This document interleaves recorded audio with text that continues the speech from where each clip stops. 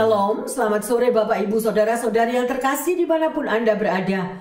Kita boleh bersyukur, kita bisa bertemu selalu untuk mau belajar bersama-sama tentang firman Tuhan. Amin. Ya, dan itulah yang menjadi berkat dan kekuatan setiap kita. Biarlah setiap anak-anak Tuhan selalu merasa haus dan lapar untuk apa yang Tuhan mau ajarkan. Ya, mari kita satu dalam doa. Bapa dalam surga, kami mengucap syukur. Inilah waktu yang sungguh sangat indah.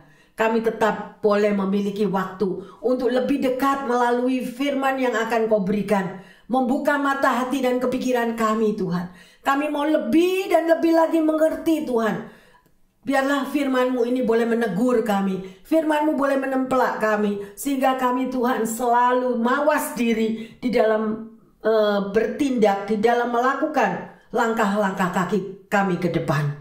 Karena hanya firman-Mu lah pelita bagi kaki kami.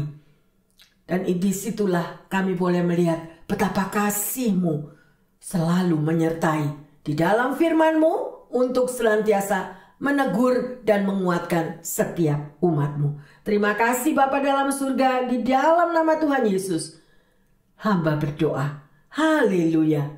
Amin. Amin. Amin. Ada amin yang terkasih.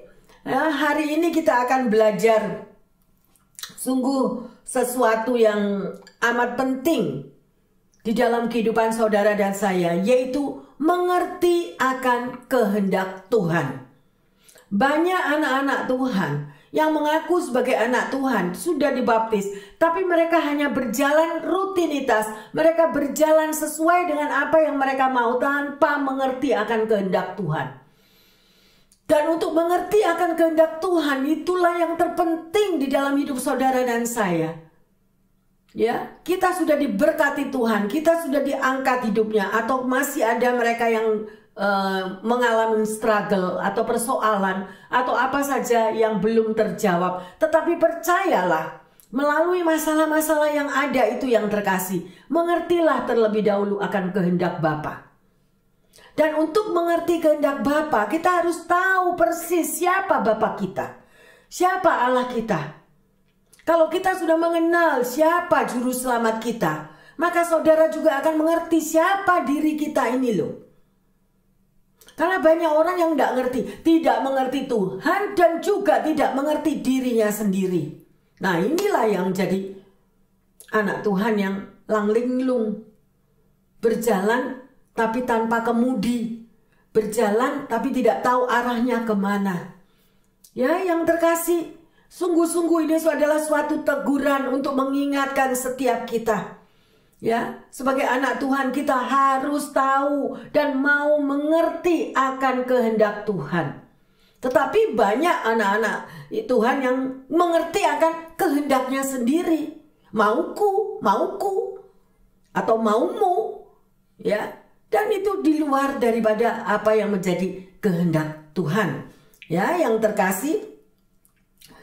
Jadi, Tuhan itu memiliki kehendak khusus dalam hidup saudara dan saya. Ingat, Tuhan memiliki kehendak khusus bagi setiap kita orang percaya. Ya, dan mengetahui serta melaksanakan dari apa yang kehendak Tuhan merupakan tujuan hidup saudara dan saya. Ya, itu adalah tujuan hidup kita. Kalau kita tidak tahu apa yang harus kita lakukan, dan agar dapat kita mengetahui kehendak Allah di dalam hidup setiap umatnya, sekali lagi saya katakan, kita harus tahu lebih dahulu siapa Allah kita, siapa Bapa kita. Ya, dan Anda tidak mungkin akan kenal akan dirimu sendiri, ya, sebelum tahu siapa yang memiliki kita. Saudara itu punyanya siapa? Saudara itu miliknya siapa? Itu saudara harus tahu. Ya, oleh karena itu kenalilah siapa Allahmu. Yang terkasih sedemikian. Ya, Billy Graham mengatakan, mengetahui kehendak Allah adalah hikmat yang tertinggi. Hidup di dalam pusat kehendak Allah akan memastikan ketulusan pelayanan kita kepada Allah. Anda akan banyak mengalami kesulitan bila kita berada di luar kehendaknya. Ya, tetapi hati kita akan penuh dengan damai sejahtera kalau hidup kita ini setiap hari dipimpin oleh Roh Allah, dipimpin dan melakukan akan kehendak Allah. Dan inilah yang terpenting ya. Di sini kita mau belajar yang terkasih. Alkitab menyatakan bahwa Allah memiliki rencana untuk setiap pribadi umat yang dikasihinya. Dan dia akan memimpin perjalanan hidup saudara dan saya sesuai rencananya. Bukan sesuai aku, kehendakku. Nah, itu banyak yang salah kaprah. Ya, oleh karena itu tema pada sore hari ini adalah mengerti akan kehendak Tuhan. Mari kita baca bersama-sama di dalam Efesus 5 ayat 15 dan sampai 17. Karena itu, perhatikanlah dengan saksama bagaimana kamu hidup. Janganlah seperti orang bebal, tetapi seperti orang arif. Dan pergunakanlah waktu yang ada, karena hari-hari ini adalah jahat. Sebab itu, janganlah kamu bodoh, tetapi usahakanlah supaya kamu mengerti kehendak Tuhan. Haleluya yang terkasih ya. Di sini dikatakan sungguh-sungguh, janganlah kita itu menjadi bodoh. Kita nggak boleh bodoh ya. Usahakan supaya kamu mengerti akan kehendak Allah. Nah, bagaimana saudara bisa mau mengerti kehendak Allah? Seperti contohnya pada waktu kita anak-anak, pada waktu kita masih kecil ya, 4 tahun, 5 tahun. Pasti kita dipimpin oleh orang tua kita. Dan orang tua kita pasti mau menuntun kita yang masih kecil yang tidak tahu arah itu ya. Tidak memiliki apapun yang kita mengerti dengan jelas, orang tua yang akan mengarahkan. Demikian juga hidup saudara dan saya. Ya, perjalanan hidup kita itu begitu luas, begitu dalam, begitu tinggi mungkin cita-cita kita. Tetapi kalau itu semua di luar daripada kehendak kita, maka kita akan mengalami kesulitan yang luar biasa. Ya, sedemikian rupa. Ya. Kalau sekalipun Anda hidup di dalam tantangan dan pergumulan, tetapi setiap hari saudara minta tuntunan Roh Kudus. Minta pimpinan daripada Tuhan. Apa yang menjadi kehendak-Mu Tuhan? Selalu mengikut campurkan Tuhan di dalam mengambil segala keputusan. Jangan diputusin sendiri. Ya, libatkan Tuhan. Kadang-kadang orang yang selalu memakai pikirannya, ya, biasanya kaum pria di sini, udah ini mindsetnya itu sudah merasa paling benar, paling betul. Akhirnya diambil jalan tanpa tanya Tuhan. Ya, sekalipun wanita juga ada yang demikian. Ya, jadi tidak ada kontrol lagi. Yang ada adalah mauku, mauku. Sekalipun firman Tuhan sudah berbicara, tetap dilanggar. Nah, akhirnya apa? Bayar harga kan? Mari yang terkasih, firman ini sungguh-sungguh mengingatkan kita. Ya, mari kita bisa mengalahkan keinginan diri kita sendiri, kedagingan kita. Karena itu semua akan menyengsarakan hidup kita sendiri. Ya, berjalanlah melalui rambu-rambu yang Tuhan sudah berikan. Ya, masalah di dalam pekerjaan, di dalam karier, usaha apa saja yang kita kembangkan, semuanya itu mari kita membutuhkan petunjuk-petunjuk khusus dari Tuhan. Ya, sedemikian rupa supaya kita tidak salah melangkah. Mari kita lanjut di dalam Efesus 4 ayat 17 dan 18. Sebab itu kukatakan dan kutegaskan ini kepadamu di dalam Tuhan. Jangan hidup lagi sama seperti orang-orang yang tidak mengenal Allah dengan pikirannya yang sia-sia dan pengertiannya yang gelap, jauh dari hidup persekutuan dengan Allah, karena kebodohan yang ada di dalam mereka dan karena kedengkian hati mereka. Nah, ya, biarlah saudara kalau membaca ayat ini rekam di dalam hatimu. Bila perlu ditulis, taruh di sebelah tempat tidurmu atau taruh di tempat meja tulismu. Terus kata-kata ini. Supaya ada warning. Ada Tuhan yang mengingatkan kita. Ya, di sini dikatakan pengertian kita jadi gelap, jauh dari persekutuan dengan Allah. Kenapa? Ya, karena kita ini bodoh. Ya, dan bebal, mengeraskan hati, mauku, mauku. Yang terkasih, orang Israel mestinya cuma 40 hari, jadi 40 tahun. Ya, di situ juga dikatakan karena kedegilan hati mereka, tidak mau dengar. Orang bebal, tidak bisa mau dituntun. Sekalipun itu firman Tuhan yang berbicara, mereka abaikan. Ya, sedemikian rupa. Di sini kita akan melihat ya, janganlah kita hidup seperti orang yang tidak pernah kenal Allah, ya. Dan itu orang-orang yang sedemikian itu tidak mengerti akan kehendak Tuhan. Ya, sekali lagi saya mau tekankan bahwa Tuhan itu mempunyai kehendaknya di dalam hidup setiap pribadi anak-anak Tuhan. Ya, sedemikian rupa. Kita bisa melihat ya, kalau saudara bisa melihat di perjanjian lama, yaitu kisah daripada di dalam 1 Tawarik 13 ayat 8 sampai 10. Ini ada kisah daripada Daud. Ya. Daud ini memindahkan tabut Allah. Berarti dia mempunyai niat yang baik loh, ya di sini loh. Niat baik kalau itu tidak benar di hadapan Tuhan, tetap salah dan tetap kita bayar harga. Yang benar itu adalah ya, kalau baik tetapi itu juga benar di hadapan Tuhan. Kita lihat pada waktu tabut Allah itu diangkat ya sedemikian rupa, ya. Itu adalah niat baik Usa, ya. Karena dia melihat pada waktu tabut Allah itu dibawa keluar, itu jalannya itu miring dan mau jatuh. Tapi pada waktu tabut Allah tadi mau jatuh, Usa berusaha untuk menahan supaya tabut Allah itu tidak jatuh. Itu satu kebaikan kan? Menahan, jangan sampai tabut Allah itu jatuh. Tapi pada waktu Usa berusaha menahan supaya tabut itu tidak jatuh, Usa mati. Jadi hati-hati loh. Oleh karena itu ini menjadi satu peringatan juga bagi saya pada waktu saya membaca, meneliti firman ini. Berbuat baik itu memang baik kalau ada kebenaran. Berbuat baik tapi kalau tidak sesuai dengan apa yang menjadi kehendak Tuhan, itu loh. Ya, akhirnya kita membayar harga. Sedemikian rupa. Ya, itu ada saudara bisa baca di dalam 1 Tawarik 3 ayat ke-11. Kenapa hal itu bisa terjadi? Pertanyaannya sekarang. Orang sudah mau berbuat baik malah mati, doh.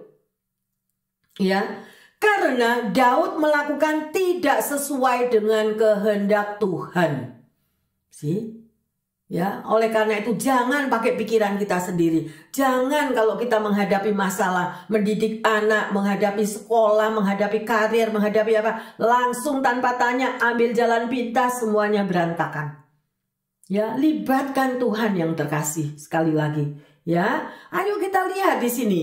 Sering kali kita ini berusaha dengan kekuatan sendiri dan kita pikir itu sudah baik. Baik gitu ya. Kita baca di dalam 1 Tawarik 15 ayat 13 dan 14. Sebab oleh karena pada pertama kali kamu tidak hadir, maka Tuhan Allah kita telah menyambar di tengah-tengah kita, sebab kita tidak meminta petunjuknya seperti seharusnya. Jadi para imam dan orang-orang Lewi menguduskan dirinya untuk mengangkut tabut Tuhan Allah Israel. Jadi ada aturannya. Siapa yang boleh mengangkat tabut itu? Dan bagaimana caranya? Semua itu jelas terperinci. Oleh karena itu yang terkasih saya menghimbau. Kalau kita mau mengambil keputusan atau kita mempunyai niat sesuatu, mari libatkan Tuhan. Dan kita mau berdoa dan berpuasa. Ya, lebih baik kita mau sabar menunggu sampai ada jawaban yang benar. Ya, tapi kalau kita itu sudah seperti orang yang dikejar dan merasa, oh ini baik, oh ini benar, oh ini bagus, tabrak aja dan akhirnya kita yang rugi sendiri yang terkasih. Ya, jadi kalau kita melihat di dalam apa yang sudah Daud alami tadi, benar-benar ada syarat-syaratnya, ada kehendak Tuhan. Jadi berhati-hatilah di dalam menjalani hidup ini. Ya, semuanya niat baik itu dilibatkan dengan kehendak Tuhan. Ya, sedemikian rupa. Kembali kita membaca di dalam kitab Efesus yang tadi dikatakan Ada orang bebal, ada orang bodoh, dan ada orang arif. Orang bodoh itu tidak ada obatnya menurut ukuran dunia.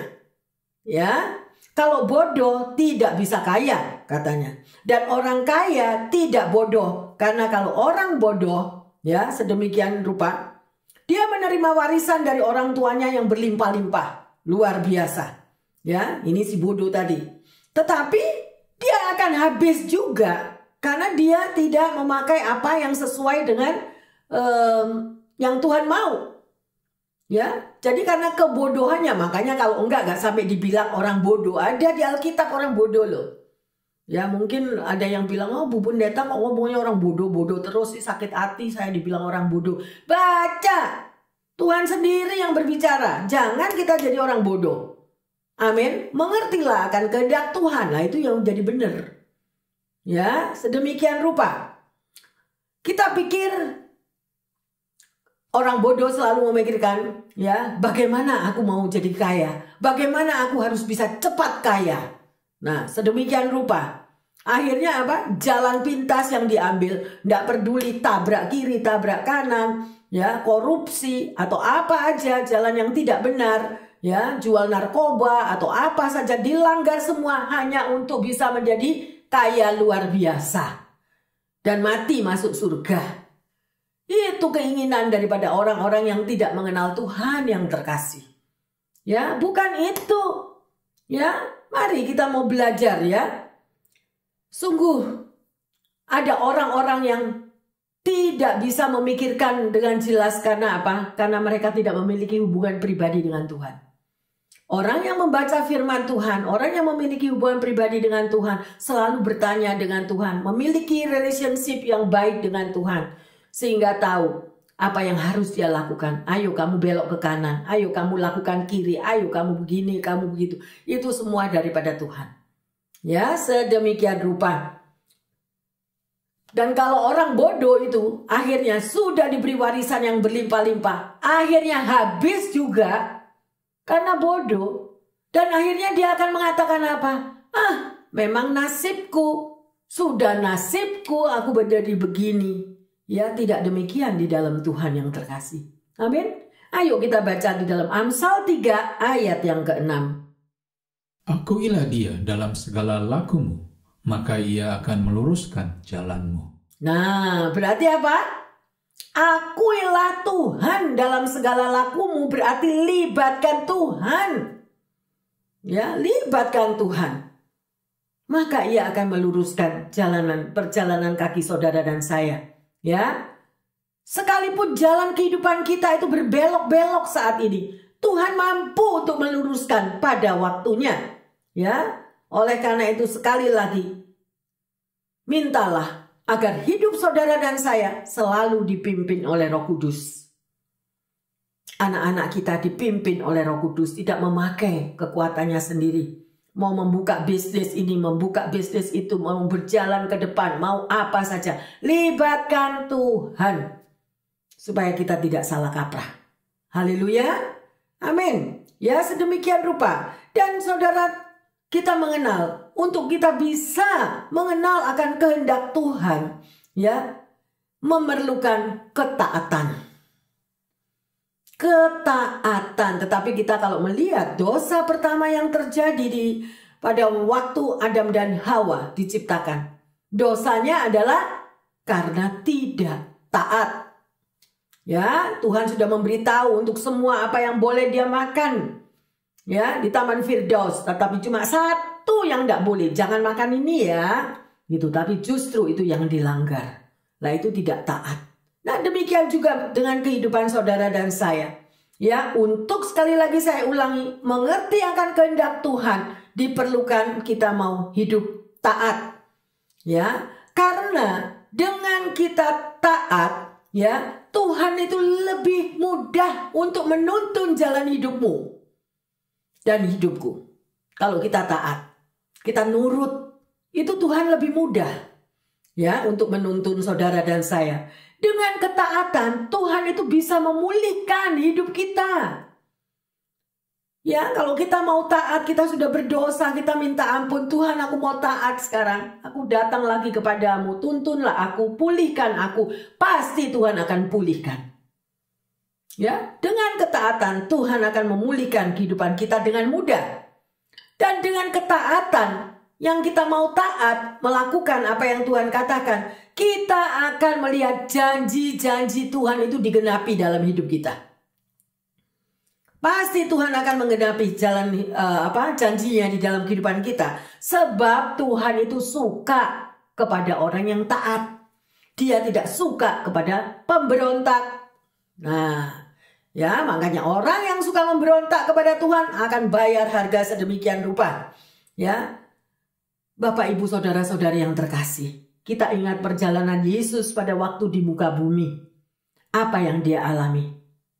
Yesus taat sampai mati. Ya, dia mau taat, tidak peduli berapa yang harus dia bayar harga dengan segala siksaan, aniaya. Saudara tahu perjalanan kayu salib ya yang dialami oleh Yesus. Ya. Oleh karena itu, yang terkasih, sekali lagi saya katakan, saya menghimbau, belajarlah untuk taat. Sebab kalau kita taat, kita akan mengerti akan kehendak Tuhan. Nah, yang di sini yang bahaya adalah orang yang kenal Tuhan tapi tidak mau taat. Lah, udah kenal Tuhan, udah dibaptis, udah baca firman, udah melayani, udah aktif, bahkan bisa khotbah. Ya, tetapi tidak taat, bahkan menjadi pemberontak. Nah, bagaimana hal itu terjadi? Itu berarti lari dari panggilan Tuhan. Jadi firman Tuhan semuanya gone. Tidak ada yang ada di dalam hati dan kepikiran. Contohnya di mana? Ayo kita lihat Yunus. Dia lari dari panggilannya. Bagaimana dengan hidup saudara dan saya? Ayo kita koreksi diri. Ya. Pada waktu Yunus lari dari panggilannya, akhirnya dia ditelan oleh ikan. Ya. Orang yang lari daripada panggilan Tuhan, mungkin saat ini masih jaya, mungkin saat ini lagi naik daun yang luar biasa disanjung orang, tapi tunggu nanti pada ujung-ujungnya pasti sangat parah. Ya, itu yang ngomong firman loh. Kita nggak boleh menghakimi. Kita belajar dari firman, kita belajar dari murid-murid Yesus semuanya, sejarah dari apa yang ada di dalam Alkitab. Semuanya itu terbukti yang terkasih. Ya. Seorang hamba Tuhan pernah berkata, "Good is not God's will, but God's will is always good." Ya, jadi yang bagus belum tentu akan kehendak Tuhan, tetapi kehendak Tuhan adalah terbagus di dalam hidup saudara dan saya. Haleluya. Ya. Kita juga bisa melihat bagaimana sejarah Rasul Paulus di dalam Kisah 16. Ya, bagaimana Paulus itu memberitakan Injil sedemikian rupa. Pada waktu itu dia menginjil, dia mau masuk ke Asia. Tetapi pada malam hari, ya, Paulus bersama timnya ya, bermimpi. Ada orang-orang dari Masedonia yang tangannya melambai-lambai kepada mereka dan membawa untuk mereka datang ke Masedonia. Ya, sedemikian rupa. Setelah Paulus bangun, dia berbicara kepada timnya, orang-orang yang bersama-sama seperjalanannya, dan mereka berdoa, memohon akal budi yang daripada Tuhan, apa yang harus mereka lakukan. Ya. Dan memang benar, Tuhan menutup pintu waktu itu penginjilan di Asia.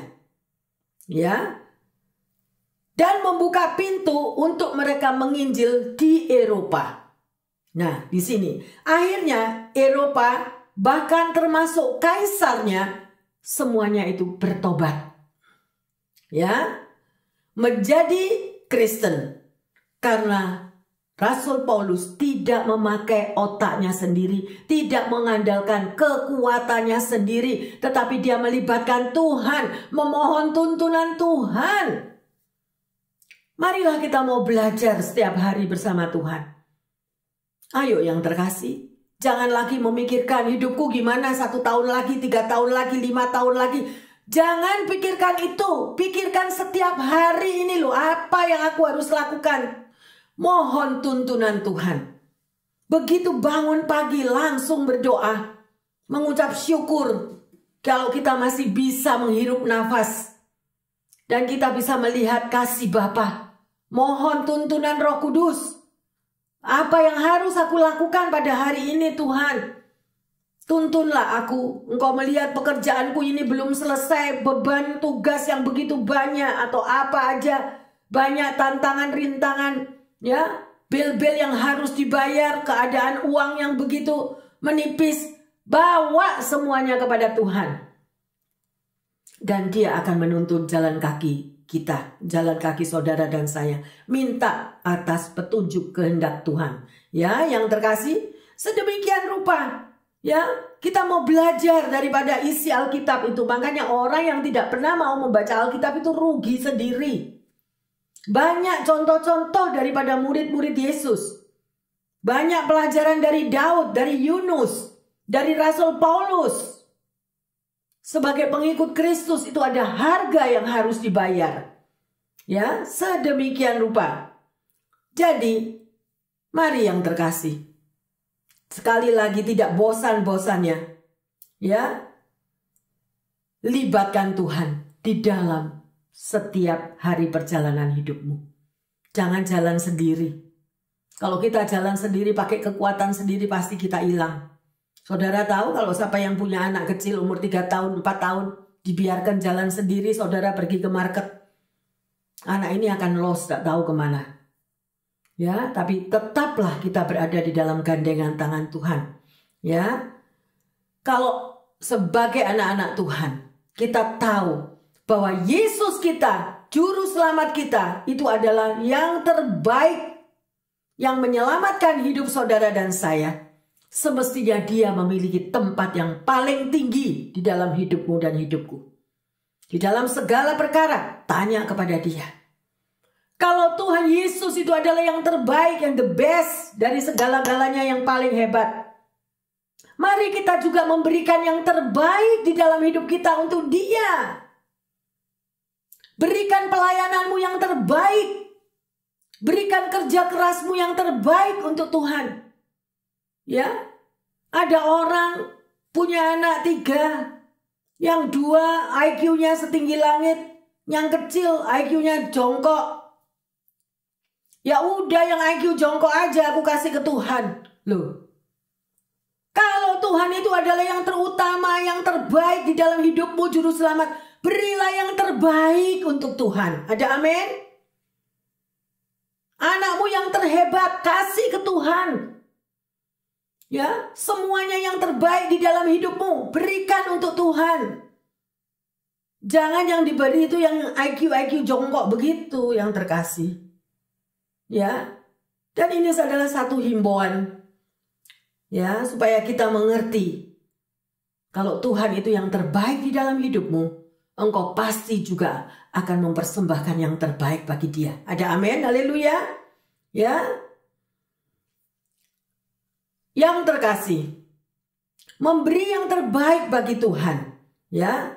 Dan untuk mengerti akan kehendak Tuhan itu bukan teka-teki. Untuk menolong orang, teka-teki, tanya dulu. Untuk sesuatu mengambil keputusan, bukan tanya ke Tuhan, tetapi membuang undi. Ya. Kalau ada undian yang sedemikian rupa, yang satu warna hitam, yang satu warna putih. Ada orang yang mengembalikan milik Tuhan. Ya. Itu juga pakai undian. Oh, saya sampai kaget pada waktu ada orang yang sharing demikian. Kalau saya berjalan melewati lampu stoplight ini, di situ ada lampu merah, kuning, hijau. Kalau saya persis ada di situ, lampunya merah, berarti saya tidak jadi untuk memberi untuk Tuhan. Tetapi kalau lampunya hijau, berarti iya, saya harus mengembalikan perpuluhan kepada Tuhan. Loh, mana ada ajaran demikian yang terkasih? Aduh, bahaya sekali sebagai anak Tuhan. yang hatinya mendua. Ya, kalau kita sudah tahu bahwa Yesus itu adalah yang terbaik dalam hidupmu, juru selamat yang sudah membebaskan hidup saudara dan saya dari perbudakan. Ya, pelajarilah isi firman Tuhan agar kita itu tidak salah melangkah. Mengertilah akan kehendak Tuhan. Sekali lagi, sedemikian rupa itu, ya. Jadi, di sini kita bisa melihat bagi orang yang mau belajar dan mau rindu mengerti akan kehendak Tuhan, pasti menemukannya. Pasti. Ya, karena mau belajar untuk mencari sedemikian rupa. Ya. Dan kita akan pelajari kalau kita mau punya niat dan komitmen untuk taat, ya, maka kehendak Tuhan itu ada dua jenis. Atau ada dua hal. Yang pertama adalah ketetapan Tuhan. Itu mutlak pasti terjadi. Kita baca di dalam Daniel 4 ayat yang ke-35. Semua penduduk bumi dianggap remeh. Ia berbuat menurut kehendaknya terhadap bala tentara langit dan penduduk bumi, dan tidak ada seorang pun yang dapat menolak tangannya dengan berkata kepadanya, "Apa yang kau buat?" Ya, luar biasa. Lihat ini ketetapan daripada Tuhan. Tuhan itu mempunyai ketetapan yang mutlak. Tuhan itu punya kedaulatan. Ya, sedemikian rupa dikatakan, ia berbuat menurut kehendaknya.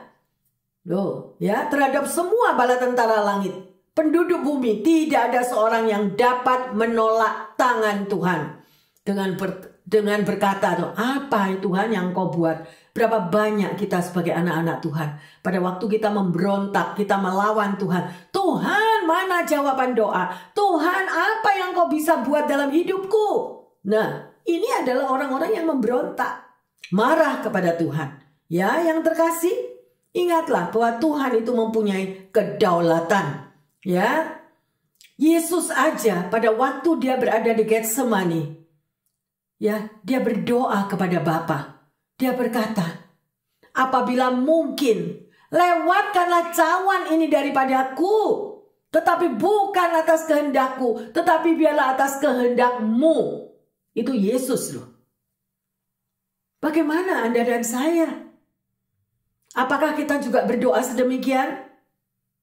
Tuhan, aku menghadapi masalah ini, tetapi janganlah aku yang memutuskan. Biarlah Engkau, Tuhan, kehendakmu yang memutuskan untuk hidupku, untuk pekerjaanku, untuk keluargaku. Nah, sedemikian rupa yang terkasih. Ya. Dan yang kedua, keinginan yang terbuka. Karena saudara dan saya diberi kehendak bebas. Tuhan sudah memberikan kehendak bebas untuk saudara dan saya.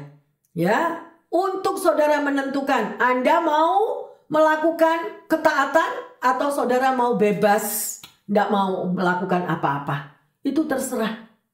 Tuhan tidak pernah mau memaksa. Ya, ada orang yang berkata pada waktu sharing di persekutuan doa mengatakan, "Kalau Tuhan itu memang berkuasa dalam hidupku, nanti aku jam 6 pasti datang di persekutuan doa. Tuhan akan membawa aku datang ke persekutuan doa. Kalau aku tidak datang berarti Tuhan juga tidak mau aku datang ke persekutuan doa." Bukan itu yang terkasih. Tuhan memberi kehendak bebas. Suka-sukamu, kata Tuhan. Engkau pilih surga, taati semua perintah yang ada dalam Alkitab. Engkau pilih neraka, juga ada di dalam Alkitab. Ya, yang terkasih, sedemikian rupa. Ya, tadi seperti pada Efesus 4, 17, 18 dikatakan, "Sebab itu kukatakan dan kutegaskan kepadamu dalam Tuhan, jangan hidup lagi sama dengan orang-orang yang tidak mengenal Allah." Bapak, Ibu, Saudara-saudari yang terkasih, pendengar yang setia dimanapun Anda berada, kalau Anda sudah dibaptis dan Anda sebagai seorang anak Tuhan yang melayani Tuhan, yang membaca akan firman Tuhan, saudara akan tahu bahwa setiap hari hidup kita, nafas hidup kita ini bergantung sepenuhnya kepada Dia. Ada amin? Karena Dia adalah Raja di atas segala raja, Juru Selamat saudara dan saya.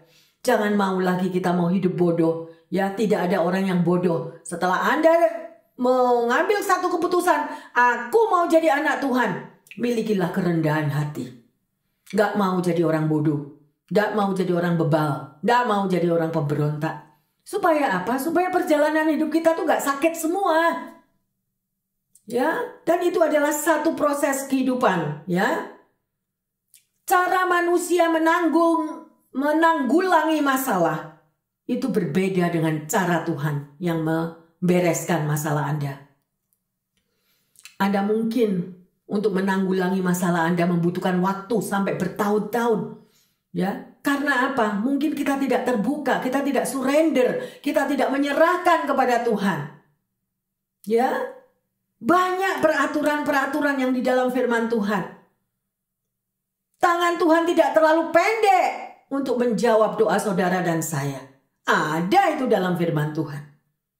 Ya, sudah semuanya itu tertulis, ya.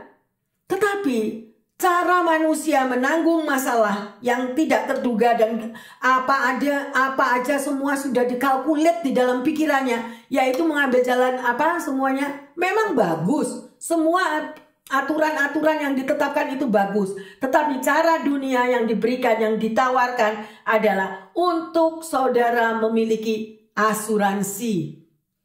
Betul tak betul? Ya, asuransi kecelakaan, asuransi di tempat pekerjaan, asuransi kebakaran, asuransi life insurance. Nah, semuanya itu sudah ada teratur yang sedemikian rupa. Mereka rela membayar setiap bulan premi yang cukup mahal untuk melindungi harta bendanya. Betul tak betul? Oh, semuanya diprotek sedemikian rupa. Namun tidak mengerti tentang yang lebih penting, yaitu keselamatan jiwanya. Lah ini loh, ayo dipikirkan yang terkasih. Kita sebagai umat Allah, jangan sampai kita jadi apa tadi yang dibilang firmannya, jangan bodoh, jangan BODO. Mengertilah atas kehendak Tuhan. Kalau saudara berani bayar asuransi, kok kita nggak berani bayar taat untuk Tuhan? Bangun pagi, carilah kehendaknya, berdoa, mengucap syukur, baca firman-Nya. Ya, mau tidur malam juga bersama-sama ada mezbah doa dan kembali lagi baca firman-Nya, baru naik ke tempat tidur. Dan di situ saudara mengalami hubungan pribadi yang akrab dengan Tuhan. Itulah Roh Kudus akan menuntun hidup saudara dan saya. Berapa banyak anak-anak Tuhan yang terkasih. Kalau mereka lagi stres, lagi sumpek, lagi apapun, mereka larinya kemana? Minum. Judi. Ya, lari ke hobi-hobi yang tidak karu-karuan. Bukan tambah beres yang terkasih. Jangan membuat tubuh kita, badan kita ini, tubuh kita ini the temple of God. Ya, tubuh kita ini adalah bait Allah. Ya, jangan kita merusak dengan hal-hal yang sedemikian rupa. Ya, yang terkasih, ya, asuransi jiwa sebagai seorang anak Tuhan. Asuransi jiwa sebagai anak-anak raja, sebagai orang percaya adalah keselamatan di dalam Yesus Kristus. Betul? Hanya di dalam Yesus Kristus yang terkasih. Ya, ayo. Saudara dan saya adalah pewaris kerajaan Allah. Kerajaan Allah itu milik saudara dan saya loh.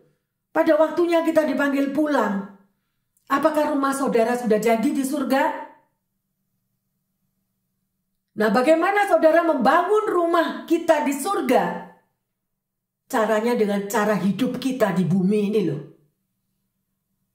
Kalau cara hidup kita di bumi ini taat, setia, membangun hubungan akrab dengan Tuhan, itu kita lagi membangun fondasi untuk rumah kita di surga.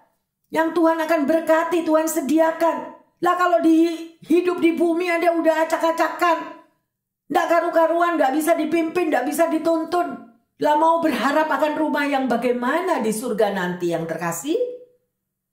Ini adalah suatu himbauan. Ayo. Karena pada waktu rumah yang saudara sudah siapkan, pada waktu engkau ada di bumi ini, kita berbuat baik, melakukan firman-Nya, mentaati dan melakukannya, itu tanpa Anda sadari Anda lagi membangun rumahmu yang ada di surga. Dan pada waktu rumahmu selesai, engkau akan dipanggil pulang. Itu loh rumahmu nak, udah jadi. Gak ada orang gelandangan di surga, gak ada. Gak ada homeless di surga. Amin. Ayo yang terkasih. Sungguh firman pada sore hari ini membuka mata kita untuk kita hidup benar sebagai anak Tuhan. Ya, sedemikian. Ada seorang bapak, ya, dia membuat lelucon dengan teman-temannya dan berkata bahwa dia itu setiap hari harus membuat 3 keputusan katanya. Ya. Keputusan itu tidak mudah. Buat dia itu adalah sulit. Yaitu pada waktu setiap hari dia harus menentukan sarapan paginya apa. Ya, itu yang pertama. Mau makan segala macam, ya. Ada yang mau makan ringan, mau makan berat, mau makan apa aja. Kemudian bapak ini kebetulannya dia tuh tinggalnya di Singapura. Mulai dari student, mulai dari remaja dia sudah sekolah di Singapura. Akhirnya menikah di sana dan akhirnya dia sedemikian rupa untuk makan pagi menentukannya sudah sulit. Makan siang bingung di kantor. Makan malam pulang bingung karena hidup di Singapura itu saudara tidak peduli cuma Singapura, di mana-mana sama. Ada makanan Asia, ada makanan India, ada makanan yang lain-lain lagi. Jadi dia bingung mau nentuin yang mana. Ya, setiap hari dia katakan itu. Ada makanan Melayu, jadi dia sedemikian dimanjakan oleh banyak-banyak pilihan yang sedemikian rupa. Dan mungkin ini adalah satu pertanyaan juga, ya, yang kita selalu bertanya kepada Tuhan di dalam hidupnya. Ya, pertanyaannya yang sedemikian rupa. Bagaimana menemukan kehendak Allah? Ya. Sebenarnya itu tidak rumit kalau hidup bersama dengan Tuhan. Kalau kita mau benar-benar tahu apa yang menjadi kehendak Tuhan, sederhana sekali. Ya. Ada 3 hal yang terkasih. Ayo kita baca. 1 Petrus 2 ayat 15. Sebab inilah kehendak Allah, yaitu supaya dengan berbuat baik, kamu membungkamkan kepicikan orang-orang yang bodoh. Dikasih tahu kan dalam firman-Nya. Makanya saya selalu menghimbau, bacalah firman Tuhan. Itu ada jawaban-jawaban 1001 macam masalah saudara dan saya. Jawabannya ada di dalam Alkitab.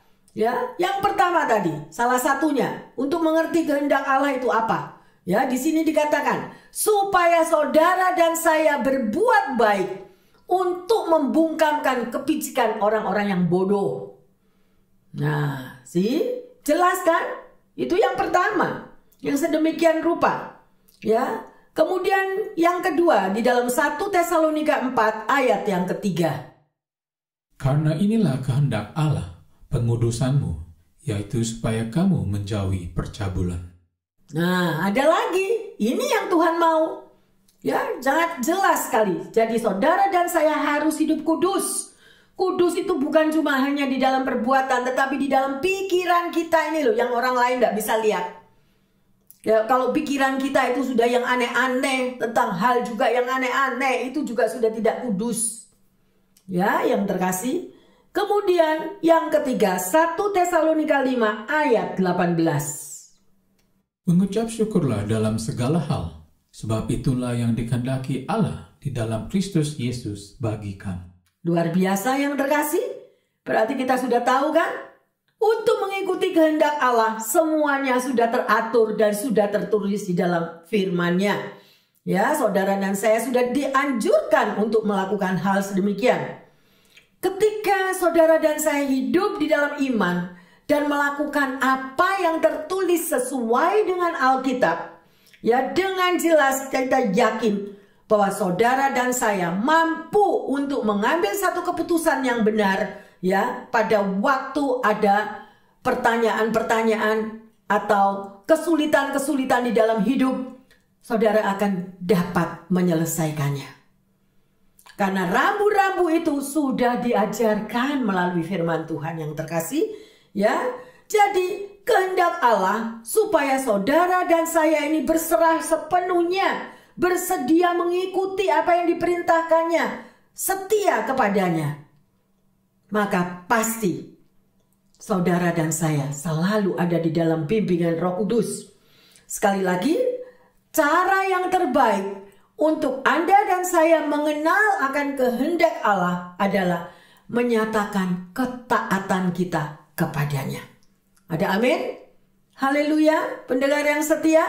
Ya, hari ini kita sudah belajar mengerti kehendak Tuhan.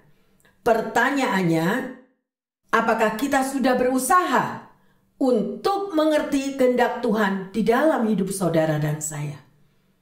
Nah, ada pertanyaan ya. Yang kedua, jika Anda belum mengerti kenapa? Ayo bacalah firman Tuhan supaya kita lebih mengerti akan firman-Nya.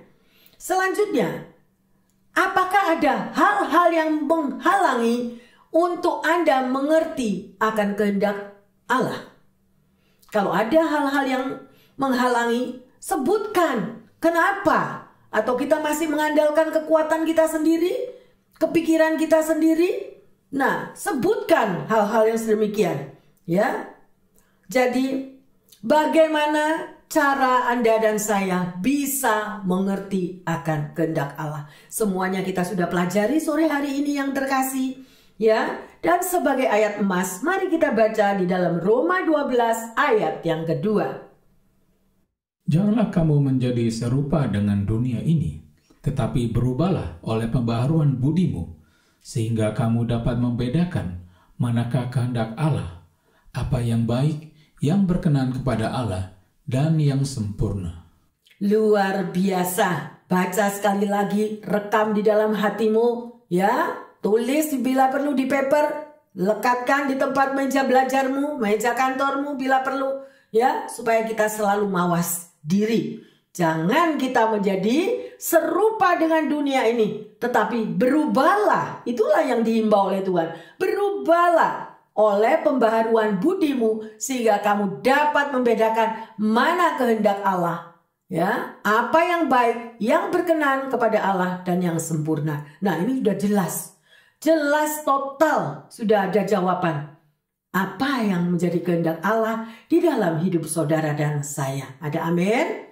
Bila Anda kurang jelas, ayo dengarkan sekali lagi bagaimana Anda dan saya mampu melakukan akan kehendak Allah. Ya, dan tiba saatnya mari kita mau membuka hati bersama-sama dengan kami yang ada di sini. Katakan kepada Tuhan, Bapa, seperti yang Kau inginkan dalam hidupku.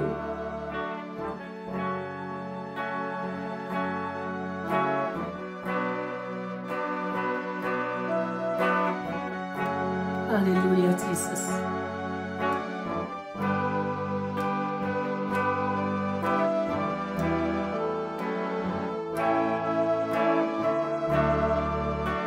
Amin, haleluya, Jesus. Bukan dengan barang fana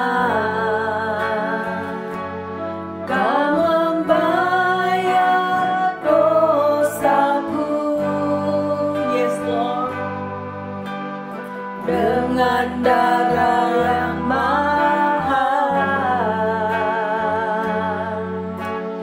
tiada noda dan celah,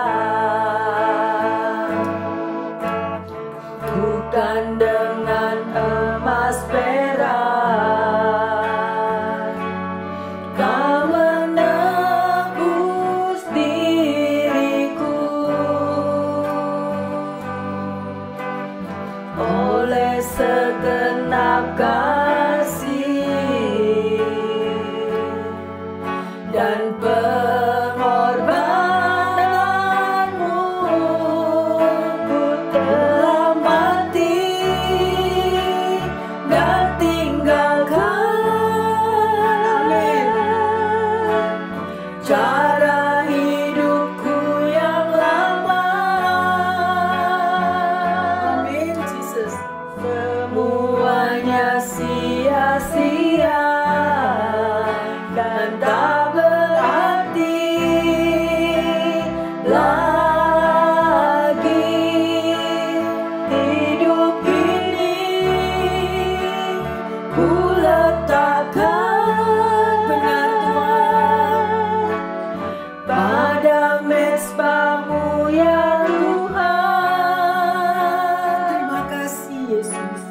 Jadilah padaku seperti yang kau ingini.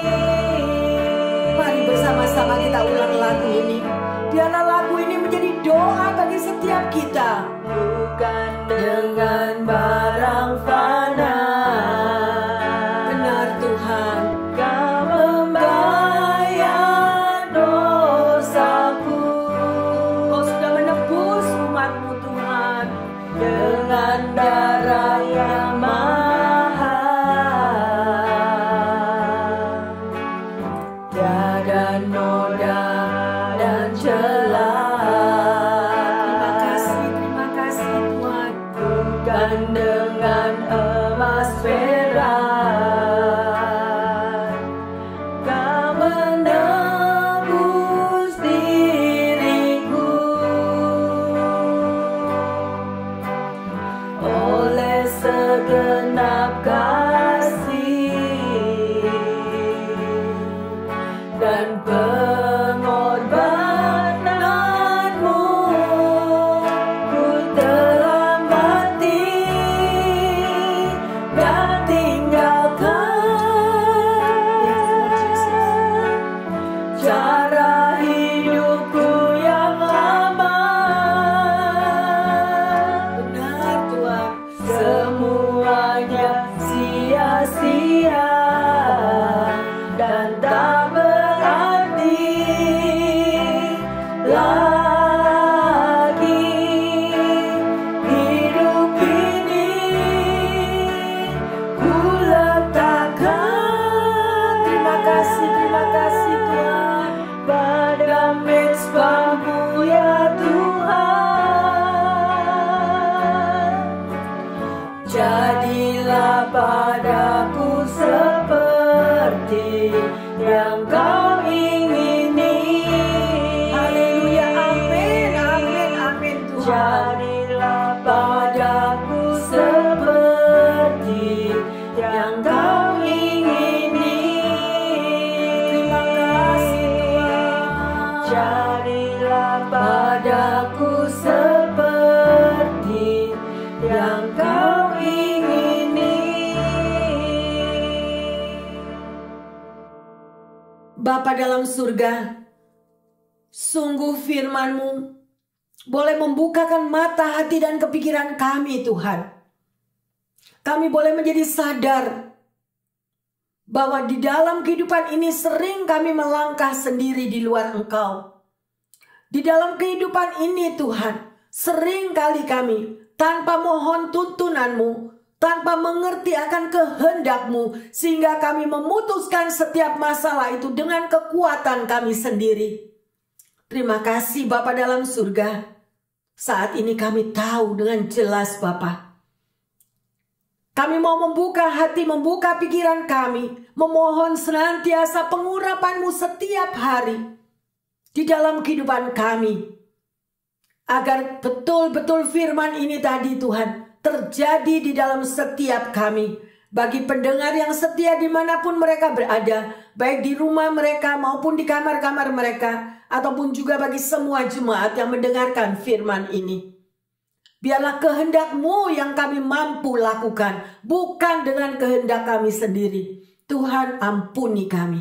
Ampuni kalau selama ini kami memakai kekuatan kami sendiri. Selama ini kami tidak mengerti ya Tuhan. Sehingga kami harus membayar harga sedemikian parah. Terima kasih Roh Kudus, Engkau sudah ajarkan kepada setiap kami, sehingga pikiran kami boleh terbuka, hati kami boleh terbuka, dan kami tidak mau salah melangkah kembali. Terima kasih Bapa dalam surga. Kami percaya kalau kami melibatkan Engkau di dalam setiap kehidupan kami setiap hari, dan kami mau hanya kehendak Allah yang terjadi, di dalam kami memutuskan segala perkara, apapun yang kami harus lalui setiap hari, maka kami tahu hidup kami akan diubahkan, hidup kami akan dipulihkan, dan hidup umat-Mu akan diperbaharui. Terima kasih Bapa. Hamba berdoa secara khusus bagi umat-Mu pendengar yang setia, yang selama ini mau belajar dan belajar Tuhan, mengerti dan melakukan akan firman-Mu. Bapa, mungkin ada yang sakit, mungkin ada yang tergeletak, mungkin ada yang mengalami Tuhan tantangan pergumulan di dalam finansial, di dalam keuangan, pekerjaan, kebangkrutan, bahkan PHK atau apa saja kesulitan ekonomi mereka. Juga bagi mereka yang mengalami hubungan relationship di tengah keluarga, baik suami, istri, orang tua, dan anak. Semuanya Tuhan, kami percaya bahwa doa ini besar kuasanya. Jamah setiap umat-Mu ini Tuhan. Karena kami tahu bahwa darah Yesus yang tercurah di Kalvari mampu memberikan kesembuhan bagi anak-anak-Mu yang menderita sakit. Tuhan, kami sembah bahwa Yesus yang dari dahulu, sekarang sampai selamanya adalah tetap sama. Kuasa-Mu tetap ada dan penuh dengan mujizat dan keajaiban. Biarlah Engkau tambah-tambahkan iman percaya daripada pendengar yang setia ini. Sehingga mereka mengalami jalan keluar. Baik yang sakit mengalami kesembuhan, yang kesulitan ekonomi Engkau perbaharui ekonomi mereka. Pekerjaan yang Engkau berikan buka jalan Tuhan. Mendapatkan satu pekerjaan yang baru, mendapatkan hikmat Tuhan. Bahwa di dalam melakukan kehendak Tuhan, ketaatan akan selalu ada jalan keluar. Terima kasih Tuhan Yesus. Terima kasih untuk firman-Mu yang boleh menghibur, yang menguatkan, dan bahkan memberikan pertolongan. Yang tidak pernah terlambat. Engkau selalu setia menyertai umat-Mu. Sekali lagi terima kasih, dan terima kasih Bapa dalam surga. Terima kasih Roh Kudus, Engkau sudah mengurapi setiap kami. Dan di dalam nama Tuhan Yesus, kami percaya pendengar yang setia maupun jemaat sudah menerima berkat khusus dari surga untuk mampu melakukan kehendak Allah dan jawaban-jawaban doa terjadi di dalam nama Tuhan Yesus. Terima kasih Bapa. Di dalam nama Tuhan Yesus, hamba berdoa dan mengucap syukur. Haleluya. Amin. Bapak, Ibu, Saudara-saudari yang terkasih, pendengar yang setia dimanapun Anda berada dan jemaat yang dikasihi oleh Tuhan. Sekarang kita sudah tahu dan mengenal bahwa hidup hendaklah mengikut sertakan Tuhan. Biarlah kehendak Tuhan saja yang terjadi di dalam hidup saudara dan saya melalui ketaatan kita kepadanya. Ada amin? Tuhan Yesus memberkati semuanya. Haleluya. Amin, amin, amin.